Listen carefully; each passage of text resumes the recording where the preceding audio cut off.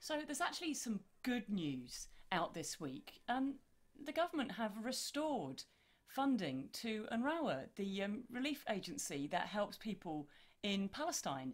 And it doesn't seem to have been a big song and dance, but like great news. It's weird though, because at the same time, we're still selling arms to Israel. In fact, we're selling a lot of arms to Israel, and a lot of it is not being checked properly, and a lot of it isn't even coming with a kind of "don't use this for bad shit" label, which I mean, I don't think they really stick to. But the thing is this: what Keir Starmer is doing is some terrible stuff and some quite good stuff, and it seems like he's got this sort of "I'm just doing what's sensible. I'm doing the reasonable, sensible thing." You know, he's cancelled the Rwanda policy. What he hasn't done is started putting in place safe legal routes for people to travel to the UK when they have a right to claim asylum here. He has said he's going to clamp down on small boats, but you can't clamp down on small boats because people are not getting in those small boats because they have safe alternatives. Like as soon as you provide safe alternatives, no one will get in a dangerous dinghy and try to cross the channel. But my point is this: it seems like, at very least, Keir Starmer is responding to what seems sensible. And weirdly enough, what seems sensible is absolutely within our control.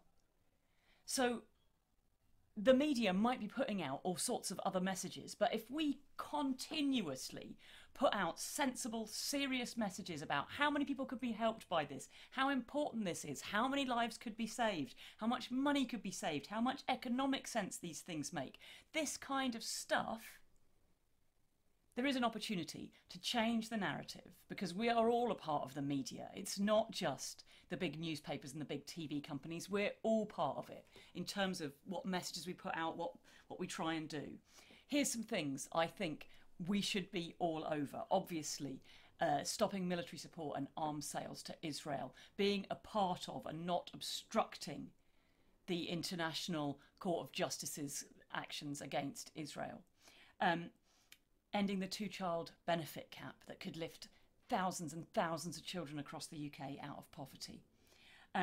Ending privatisation within the NHS, increasing funding to the NHS, making sure that doctors and nurses are paid properly, putting an end to tuition fees, closing the tax havens, cracking down on non-dom status and all the other loopholes that are out there. All of these things are absolutely common sense. Not locking up climate protesters for 4 and 5 years. Nobody thinks these things are sensible except the media outlets that are pushing them as though there's some kind of logic to them.